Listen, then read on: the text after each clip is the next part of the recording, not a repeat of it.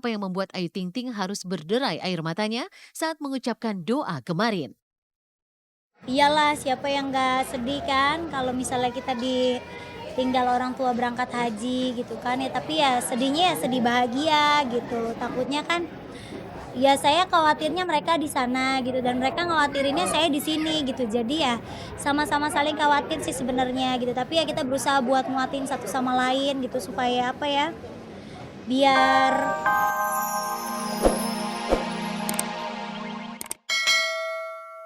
Hujan air mata warnai acara pengajian untuk mendoakan keselamatan kedua orang tua Ayu Ting Ting yang akan menjalankan ibadah haji. Lantas, benarkah jika air mata tersebut ungkapan atas apa yang tengah dihadapi Ayu Ting Ting perihal rumah tangganya? Panjang umur biar bisa ngerawat Ayu sama Siva sampai kapanpun. Ibunda Vicky Prasetyo tak terima sang putra menjadi bulan-bulanan atas kesalahan yang pernah Vicky lakukan. Dan benarkah jodoh merupakan doa yang Syahrini titipkan kepada sang bunda yang akan berkunjung ke Baitullah? Selamat sore pemirsa, Celeb on Cam kembali hadir menemani Anda untuk menyajikan kisah dari publik figur secara mendalam. Banjir air mata mewarnai pengajian di rumah Ayu Ting Ting kemarin siang. Ya, pengajian yang digelar untuk mendoakan keselamatan kedua orang tua Ayu yang akan segera melaksanakan ibadah haji seketika menjadi sebuah pemandangan yang begitu memilukan. Tak hanya banjir air mata yang ditumpahkan oleh Ayu Ting Ting dan keluarganya. Pasalnya di saat Ayu sedang membacakan doa dengan suara bergetar dan air mata, secara tiba-tiba adik Ayu Ting Ting, Siva, jatuh pingsan tak sadarkan diri. Maka seperti inilah tangis Abdul Rojak, Umi Kulsum, dan Ayu Ting Ting saat menggelar pengajian di kediamannya di Bilangan, Depok, Jawa Barat. Dan Ayu mudah-mudahan bisa selalu membahagiain ayah ibu.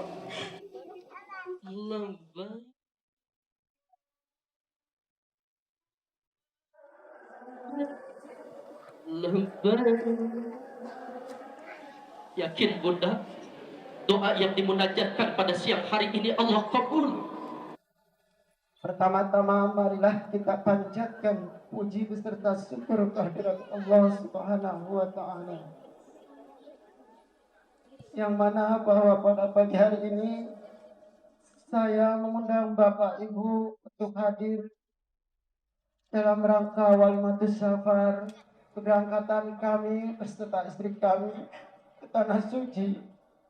Mudah-mudahan keberangkatan kami ini disehatkan badannya, dikuatkan iman Islamnya, Bisa kembali lagi ke tanah air dengan selamat dan sehat walafiat, tidak kekurangan satu apapun ya Allah. Dan hanya selalu bisa berdoa untuk kebahagiaan dan kebaikan kedua orang tua hamba. Suasana kesedihan benar-benar menyelimuti hati keluarga Ayu Ting Ting. Bagaimanapun perpisahan harus terjadi karena kedua orang tua Ayu akan berangkat menunaikan ibadah haji pada tanggal 25 September mendatang. Lalu benarkah jika Abdul Rojak dan sang istri Umi Kalsum menangis karena tak kuasa meninggalkan Ayu yang dalam keadaan hamil dan juga tengah dirundung masalah di dalam biduk rumah tangganya dengan Angie? Dan apa yang membuat Ayu Ting Ting harus berderai air matanya saat mengucapkan doa kemarin?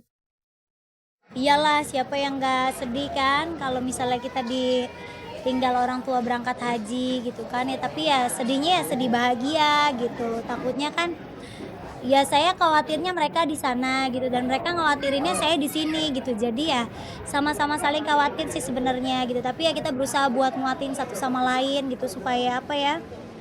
Biar semuanya sehat-sehat lah. Saya di sini sehat, ayah sama ibu di sana juga sehat. Itu aja yang saya cuma minta. Cobanya ninggalin anak dua ya, soalnya anaknya kan perempuan gitu ya. Ayu apalagi dalam keadaan hamil. Tapi ayah ambil kesimpulan lagi, bermohon kepada Allah Ikhlasin. saya ikhlas dan juga anak ayah sehat. Emang udah waktunya buat berangkat haji kan, masa iya kalau ayah sama ibu hatinya nggak ikhlas ninggalin saya, ntar ujung-ujungnya kapan berangkatnya lagi.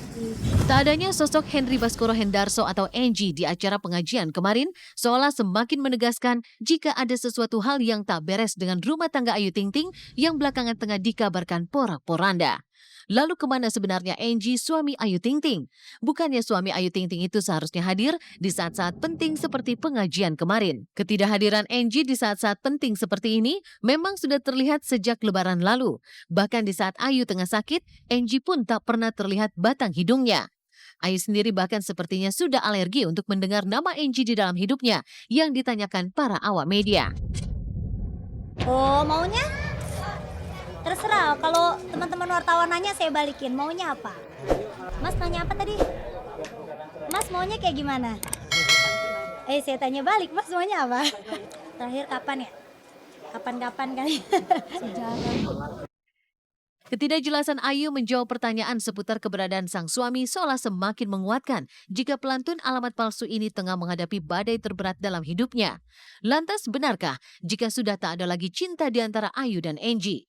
Dan mengapa di saat kedua orang tua Ayu akan menjalani ibadah haji, Ayu justru tak mengharapkan sosok Angie datang untuk menemani dan menjaganya?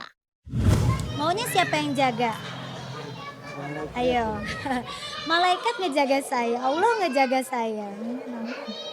Siapa? Kalau saya untuk menitipkan diri saya ke manusia, saya nggak bisa percaya. Tapi saya nitipin diri saya sama orang tua saya sama Allah, udah itu aja. Semua juga ayah titipin, jagain Ayu. Pertama ayah titipnya sama Allah ya. Malaikat lah yang menjaga, yang ayah percaya, yakin penuh. Ayah perserahkan sama Allah yang jaga Ayu. Banyak yang jaga saya. Mudah-mudahan banyak yang sayang sama saya. Ini juga semua jaga ya. Menghilangnya Angie sejak Lebaran lalu memang masih terus menjadi teka-teki dan tanda tanya besar. Kabarnya pun Angie kini sudah pergi meninggalkan Ayu meski buah hatinya sendiri masih tumbuh di rahim Ayu. Lalu benarkah jika secara diam-diam Ayu telah mendaftarkan gugatan cerai ke pengadilan agama? Dan benarkah pula jika Angie telah menikah lagi dengan wanita lain dan meninggalkan Ayu? Jam 8. Di sini ya. Ya sedikit aja mengenai kabar perceraian ya. Ya, dikit aja ya. Ya. Tolong ngerti ayo lah mau fokus buat ibadah aja dulu, nggak ada apa-apa kok. Tak jelas kemana dan di mana Angie sekarang. Namun Ayu Rosmalina yang kini selalu terlihat sendiri tanpa Angie seakan mencoba terus tegar dan tabah di antara badai dan prahara yang harus ia lalui. Meski dari senyum dan pandangannya yang kosong, Ayu seolah memberi jawaban atas semua teka-teki rumah tangganya. Dalam doa, Ayu hanya berharap diberi kesehatan baginya dan bagi sang bayi. Selebihnya, kekuatan untuk menjalani cobaan hidup yang berat. Saya dikasih kesehatan gitu, kuat ngejalanin apa aja cobaan yang Allah kasih buat saya gitu. Jadi ya mudah-mudahan insya Allah kedepannya pun lancar gitu.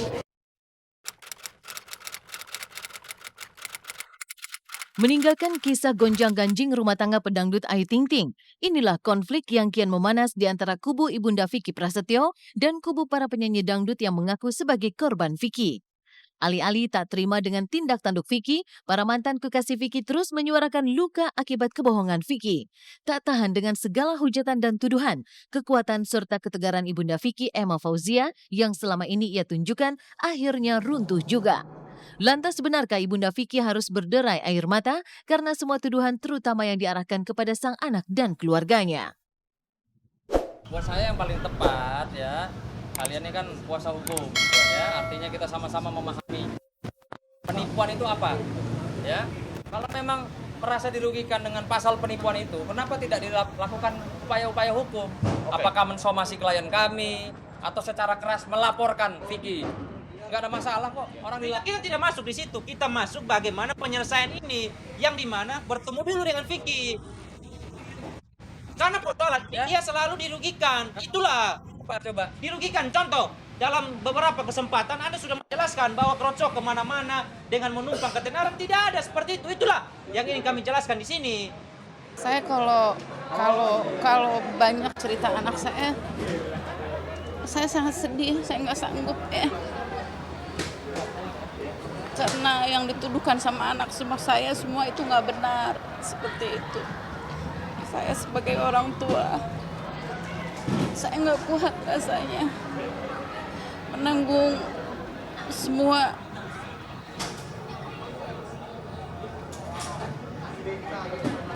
Cukup.